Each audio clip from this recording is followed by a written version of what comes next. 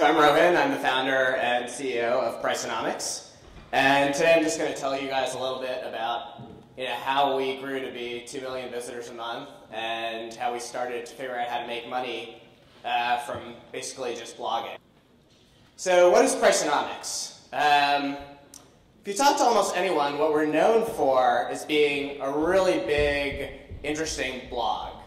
We're a team of half writers, half engineers, and we had an observation in the market. Like, newspapers are dying, blogs are like being able to print out hundreds of millions of page views a month, but all of them just make money from ads. So they have all this traffic, but they don't really know how to make money. So that's one half of the world, just content sites that are all dying. And then the other half of the world are Silicon Valley startups. And these people already know how to sell software for a lot of money, but their problem is they don't really know how to get traffic. When you start your company, that's going to be the hardest thing. How do you get users? How do you get distribution? How do you get traffic? And so our observation, what made the difference for us, is we said, well, what if we combine the two? What if we became a really, really great content site that basically used that content to occasionally promote our own services? And that's what we did at Pricenomics. Our main product is we crawl data for hedge funds and tech companies, and they pay us between $2,000 to $10,000 a month to get them a feed of that data every month. And the only way we get customers is by writing about data and attracting people that way. So this talk today is going to be about basically how do you create great content like that that can power your whole business. But I think this will be a pretty honest conversation. We'll try to be honest. And I think a lot of speakers will be honest with you about how do you get there. And a lot of times when you read TechCrunch or you read VentureBeat, it sounds like it's this great linear path. We came up with this idea and then we were successful. It took us a long time to get there. So let's start about the history of Pricenomics. Part of the reason our name is Pricenomics, even though it probably doesn't have to be, was I had this idea. I sort of love getting great deals on things. And I found a bike I really liked on Craigslist. I bought it for $300. And it turned out I didn't really like it after a week. So I put it on Craigslist again, and I sold it for $1,000 a week later. And I was like, this is not how a market should really work. There should be really great price transparency about how much a bike is. This is ridiculous. So I told some friends, we built a team together, and we're like, well, let's just crawl through Craigslist and eBay and see how much these bikes are selling for, or iPhones are selling for, or anything are selling for. So we built these crawlers, we built this website, and it was going to be Kelly Blue Book for everything. And it was called Pricenomics. And we built this thing, and it was sort of like a side project. All of us were doing other things. I'd started a different company years before. I was happily running that. And we're like, well, this sounds like a cool idea. Why don't we apply to Y Combinator? And then, to our surprise, we got in. Sort of oh crap, now we have to turn this into a company. It wasn't we were so passionate about being a price guide, but now we were stop doing this. And so we got into Y Combinator, and we're like, well, the one thing they tell you there is you have to figure out a way to grow. And early on, basically the only way we were getting users was from Google. People would Google how much is my Trek 5000 bike worth? And there weren't a lot of results for that because, as my example from arbitraging bikes tells you, there was no data about that. So we were showing up, and it was going pretty well. And we're like, well, how can we grow faster? Well, we need more links. We need people to cover us. We need basically to do well in Google. You need a lot of content. You need people to link to you, so you have a lot of authority. So we're like, all right, well, let's start a blog. And we can write about our data. The OkCupid blog was really huge then. And we thought, well, let's just do what they did and write about data. And I'll sort of talk you through a little bit about how we started off and how it was sort of advantageous, some of the things we did in the beginning that accidentally led us to go down the path of mostly blogging. And we did that, and it worked pretty well. And we started going up the ranks in Google, and we were in YC. And we managed to raise over $1 million in funding afterwards from great angel investors. And from the outside world, it looked like this sort of perfect startup. You're getting to live the dream. But internally, like every day we look at the numbers, and it was all driven by Google. Like other than our blog, all the users were just coming in from Google. And then one day, like it would go down 20%, and then it might go up 10%, or it might go down 50%, or it might go up 100%. But it really, like, eventually we figured out that, like, these aren't our users, these are Google's users. And eventually, like, you know, are we going to be able to build a real business just off the back of Google? We have to, like, think about something else. And so while we were doing this, through being in Y Combinator and being in Silicon Valley, you just get to meet a lot of other people that are doing startups. And people would always come to us and ask, like, hey, we're trying to crawl these enormous websites. That's all you guys do is, like, crawling through these sites that have so much data. How do you get them? Can you help us with this? We're always like, all right, yeah, we'll have coffee with you, tell you about this.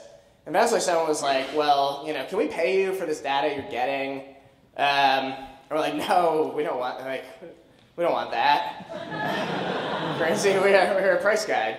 And then eventually we're like, well, I guess, would you pay us $2,000 a month? Like, we just threw out a really absurdly high number. I was going to say, like, $200 a month. And they said, yeah, okay.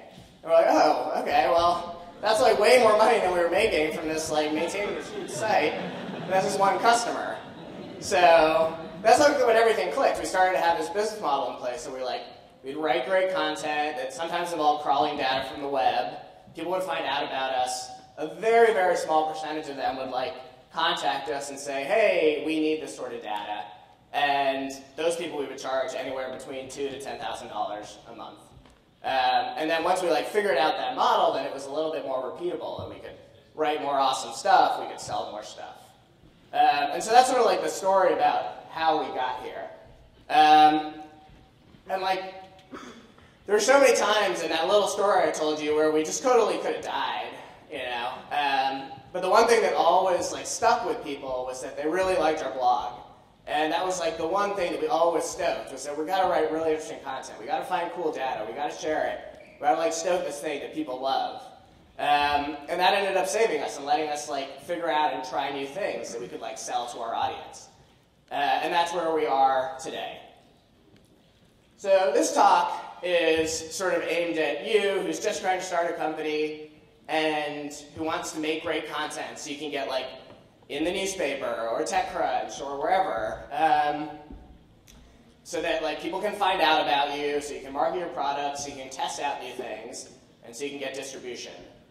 And like as you're thinking about how do you market your startup or how do you write a blog post that like promotes yourself, just remember this, that no one cares.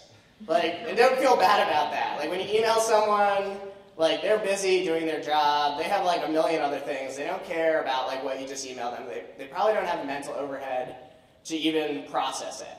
And like don't take it personally, just like no one cares. So you're gonna have to just really, really stand out and make people like demand to care.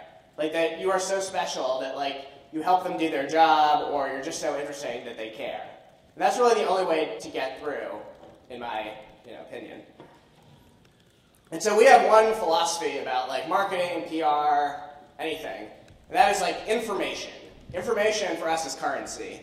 Like we're in the business of like just giving people information. And why do we do that? Yeah, it helps us like, sell things, because sometimes we sell that information to people. But mostly like think about, you want to get coverage somewhere online.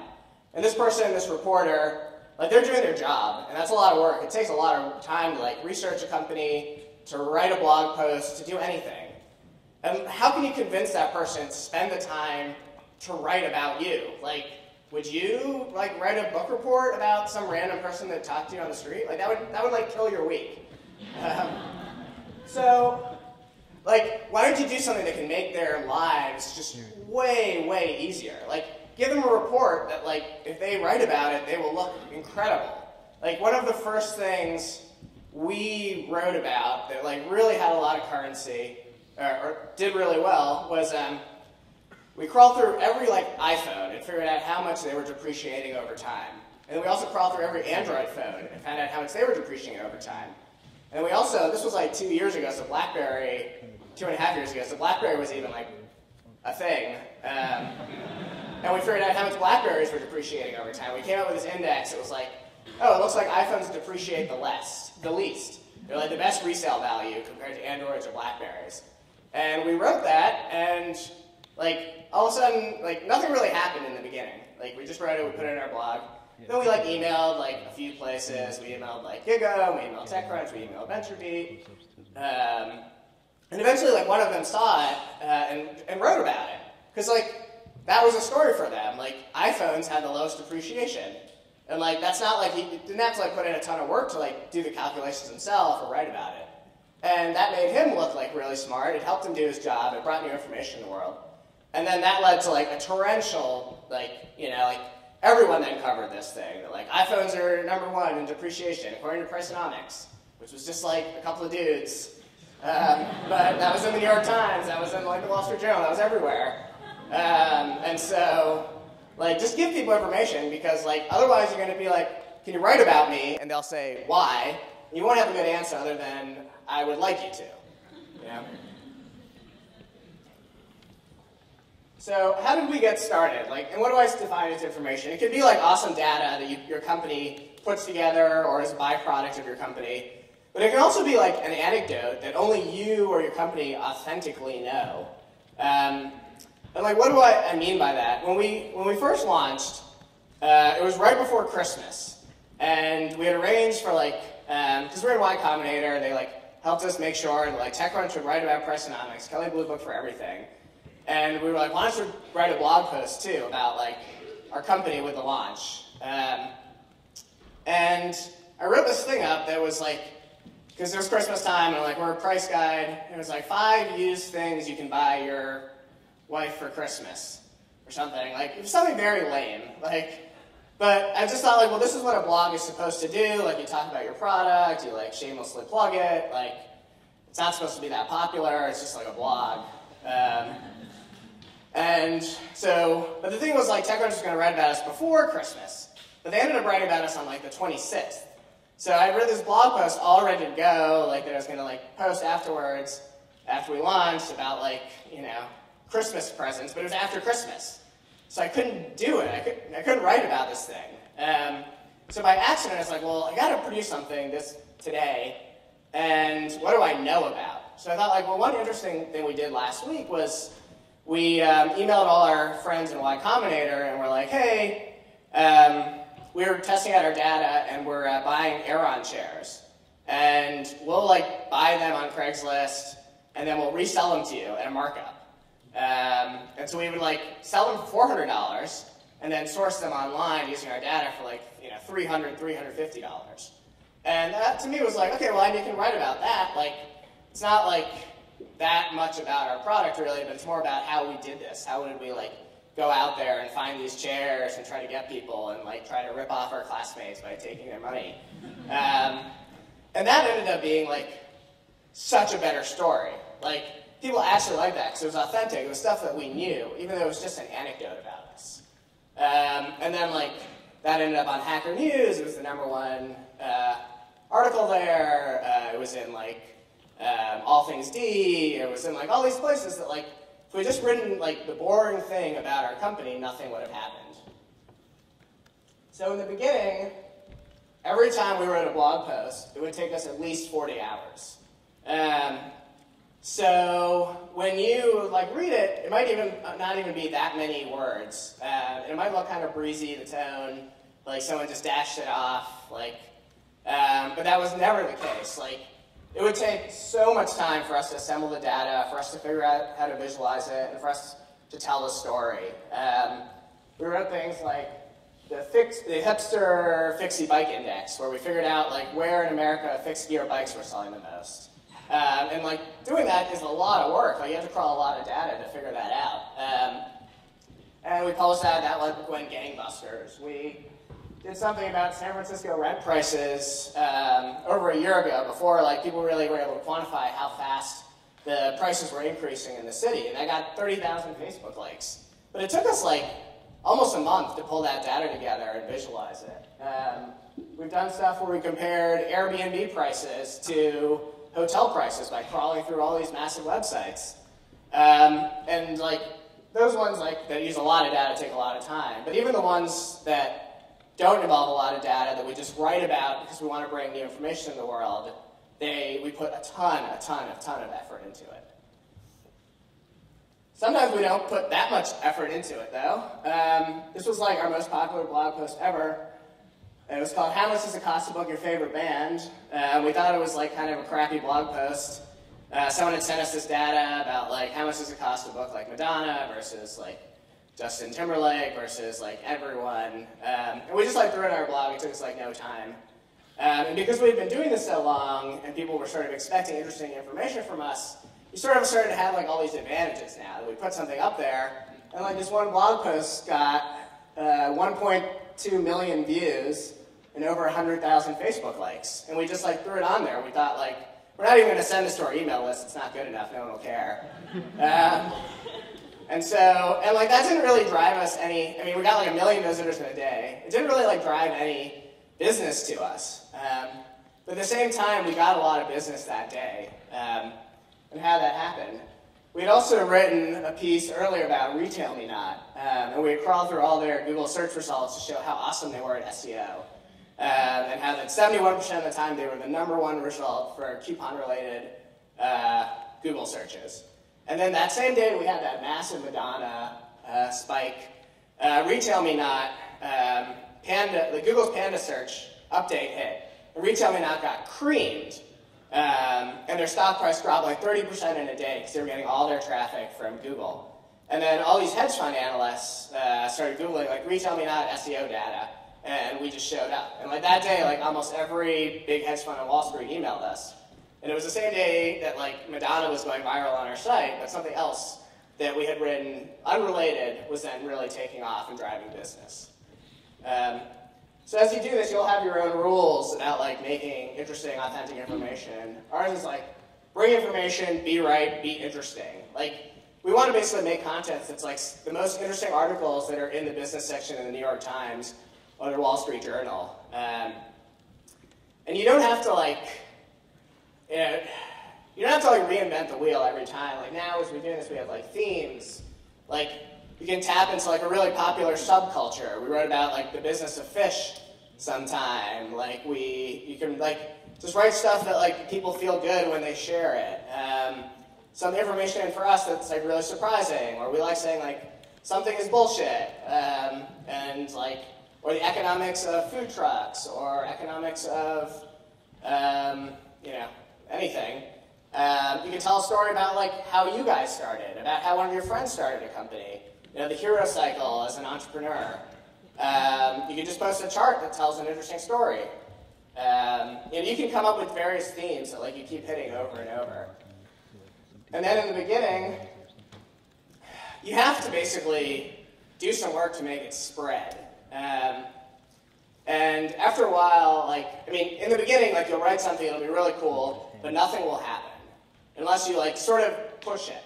And the good news is that if you push it a little bit, it can really, really spread because of Facebook, because one blog reads another blog, whatever. You just need to get mentioned once or twice, or you need to get on some subreddit, or you need to get somewhere on Hacker News, and then eventually it'll just avalanche. And that's the beauty of content today is that you don't have that many disadvantages versus just being the New York Times.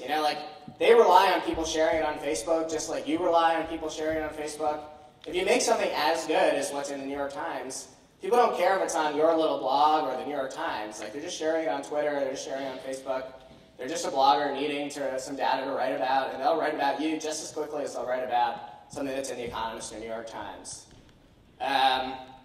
So put in a little effort up front to email a journalist and say, hey, here's a study we wrote, you might like it. And do those things so they'll really pay off. And eventually, it will become easier. That article we wrote that had 1 million visitors, that wouldn't have happened the first day that we get 1 million visitors when we wrote something. You have this cumulative advantage over time, so stick with it. It's not easy. And then finally, we were so we loved our content so much that we're not all of this needs to necessarily even promote our business. 10% of it needs to. 90% of it just needs to be good. And we found it was so good, we like loved it so much, so authentically. We even put it in a book called Everything is Bullshit, and we self-published it. And a month ago, we just like put it on our blog. We didn't do anything. And that month, it sold $20,000 worth of like profit for us. And it was the #1 econ book on Amazon when we launched it, above like Freakonomics. And that was just like the level of intensity that we put into making our blog really, really, really good. That like we think it's so good that people would buy these recycled blog posts. And we added new content to it, but it was really just a testament to like our commitment to making good things and that they would spread. So thank you. That's Pricenomics.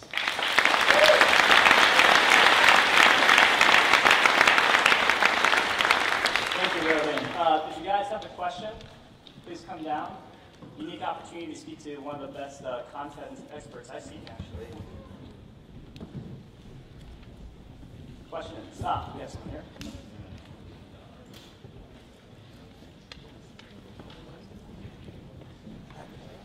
Awesome presentation. Enjoyed it. Definitely have to check you guys out after this.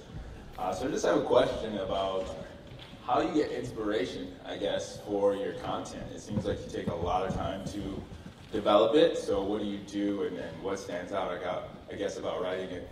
I guess like we just get struck by things that we find are interesting, and we start with that. Like the other day we were talking about like the witness protection program over lunch.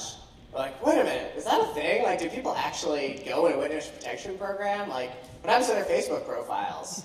Like, you know, like, and then we like have a lunch conversation, and then we're like, well, why don't we just? It's not that much work to dig into it. And so like right now, someone's working on a piece about like how the witness protection program works, and like it's just sort of like an ephemeral decision. Like, this seems interesting to us. And like sometimes we like, you know, for every like good idea we have like 10 bad ideas. But like we really just focus on like something we find that strikes us as interesting. Cool, thanks. Hey, how you doing? So I'm Michael. My company's Lots of Stops, which I call air traffic control for delivery. But I'm curious, did Madonna bookings increase after that blog post? I would guess not. I'm just kidding. No, my question is, and maybe I wasn't paying attention in the beginning, is your revenue model you being hired to do data research for other companies? Our revenue model is basically we will crawl the web like in a customized way for people. And so like if you ever like start a company that involves like a lot of data, like you're like crawling through like a retailer site all the time, or you're crawling through a marketplace or whatever, like it requires at least one full-time person, possibly like a team of full-time people. And these sites are always changing. They're a pain in the butt. You might get blocked. Like there are all these like very idiosyncratic things about like getting data. And so what our business model is, we basically will do that for a company because we just specialize in that. So we can just get them the feeds of the data, and while for them it would take like a full-time team, at least one person, possibly like one or two, and that person would hate doing it. For us, we like love doing it, and we like focus on that. So that is like, you know, 80% of our revenue. Okay. So if you get backlogged on requests from other companies, what do you do there? Do you outsource it? No, I mean, we're sort of like building the platform to make it easier every time. Like the first time we did it, it took us like a couple of months to like really get the data in the right way. Then the next time we did it, it took us like a month. Now it takes us like 2 weeks to set up a customer on our platform. And eventually the goal is to like make it so that a customer could sort of run the data on our platform and monitor like, oh, this site changed and now my crawler stopped working, or this thing happened. But for now, it's like every time we're like building this plane as it's flying in terms of like making it easier for companies to get data. Cool. Well, I enjoyed your talk. Thank you. Thank you. Hi, I'm Amy. I come from the editorial content side of things. So I was wondering if you could speak a little bit more like data crawling for dummies, Yeah. the sort of the technical side of things. The data that you're finding, like old-fashioned ways, all the research that editors have to do to optimize that and make it quicker to understand the tech side, I think would sort of help a lot. Yeah. So there's like all this stuff about data journalism out there today, like 538 or Box or things like that, and people are like, well, and when people apply to our jobs for writers, sometimes they're like, hey, I know how to crawl data, like I did this project, but like for our writers, we don't have them do any of the crawling, because the data that we want is so like hard to get. We want like real professionals to get it. And almost nothing we do could be done by someone that was just like doing it as a hobby or like as a side thing. And so, like other people out there might like have writers or like get the data too, but we like split it up. So we have like the professionals do the professional data crawling, we have the writers like do the professional writing. And so, yeah, our philosophy is that it's like too difficult to do unless you really specialize in it. And crawling, it's, I assume there's a technical side of how the crawling happens, and then it's probably synthesizing the data as well. Is that what the crawlers do? The crawler, typically like I end up synthesizing it, or someone on our team does, but it's typically me, because I want to put my stamp of approval that like every time we put something out there, it has to be right. And if it's not right, we lose all our credibility. If we're going to say that like Airbnb prices are this much versus hotels, it has to really be right. And so ultimately, like nothing gets out the door without me either doing it or approving it. So it's best if you're an editor to go to somebody like you. It's best to not mess up. Right? So if you feel uncomfortable with it, like any time you put something on the internet, like someone will know it better than you. And so you have to like keep that in mind, that like you have to really be right, because it'll get out if you make a mistake. Or it has to be done in a way, like don't give an opinion on something that you're not 100% sure about. Like have the scope of the argument very narrow, so that you are the expert in that at least narrow question. So how do you source that crawl data if you are an editor? Like who is an expert? Like who can someone go to? Basically, yeah. You have to like sort of work with an engineer, I think, to get it. Thank you so much. Sure. Hey there, my name is Munjal Shah. So my question is, I have a couple questions about Y Combinator. So my buddy got in and chose not to join. So my question, it was kind of two-part. Number one, do you know what the percentages of people who get in that choose not to go? And the second is what the opportunity cost to not joining is. I would never not do it. Like people always like come up to me and are like, hey, how do you raise money? And like, how did you do this? And I'm like, I have no idea how I did it. I just got into YC and it was so much easier. So it's like the best thing ever. It's sort of like, you got in and decided not to do it. I don't know. That would be weird. Yeah, I figured that's what I always tell him. So I figured maybe it could be a future blog post or something just about like the economics of rejecting Y Combinator, what it really means. It's like, economics-wise, it makes so much sense. Like, cause I don't even know how we would have raised money. Like, the key thing about, I think, like when people email me all the time, like, hey, can you help me raise money? Like, how did you do it? Can you introduce me to this person? And like, no one wants to give money to someone that wants their money. That's a real problem. Like, if you just get a cold email, like, hey, I'm doing this startup, I cold email you, like, can you give me money? They will always say no, because it just signals, like, this person, I don't know, signals they want my money, which means there must be something deficient about them. Whereas, like, being in an incubator, at least like Y Combinator, they extract that away. The investors are forced to talk to people. And instead it looks like, oh, well, these people don't really necessarily need my money. There must be something great about them. I have to give them my money. Yeah, I'm with you. I just figured that way I can take something back and show him something, like a blog post saying that he's wrong. Thanks. We've got time for 2 more questions, but if we can do it within the next 2 minutes, that'd be really great. So, next question. I'm Ben Harvey. I'm interning in San Francisco and I also started a company, but you said you only use blogs, so I'm kind of wondering, like, what's your advice, or what do you think about other social media platforms as an opportunity to grow? Yeah, when I said we only use our blog, like, eventually, where most of the traffic comes in through is Facebook. And like, a bit of it comes through Twitter, too. And, like, journalists hang out on Twitter, and it's great, like, for tracking what's going on. But, today, like, part of the cool thing is that so much traffic comes from Facebook or Twitter or other places that it really doesn't matter where you wrote it. Like, you could write it on your website, you could write it on Medium, you could write it on, like, the New York Times, you could write it on TechCrunch. And like the traffic's coming from Facebook, so like you have it's sort of democratizing where you can put content. That answered my question. I just thought you meant only blogs, so. Really quick, do you have any tips on like how you structure the sharing links? Do you like to put them at the top, at the bottom, on the side? Is there a particular service to add them in? Did you custom write that plugin or like? So like I think we've never known a really good answer. We put them at the top, we put them at the bottom, and our blog posts are so long that I think we can kind of tell that some people just share it right away without possibly reading 3,000 words, and then some of them like they get to the end and then they will share them. But I think a lot of the data shows, this isn't necessarily our data, but this is sort of my gut, is that people will just share it on Facebook like naturally, or they'll email it naturally. Like they might even use your buttons. They're just like, be like, oh, this thing was so awesome, I have to like go to my Facebook feed and paste the link in. And so a lot of it is just like people, if it's really great, people will share it no matter how crappy your buttons are. So. All right, thank you, Rohin.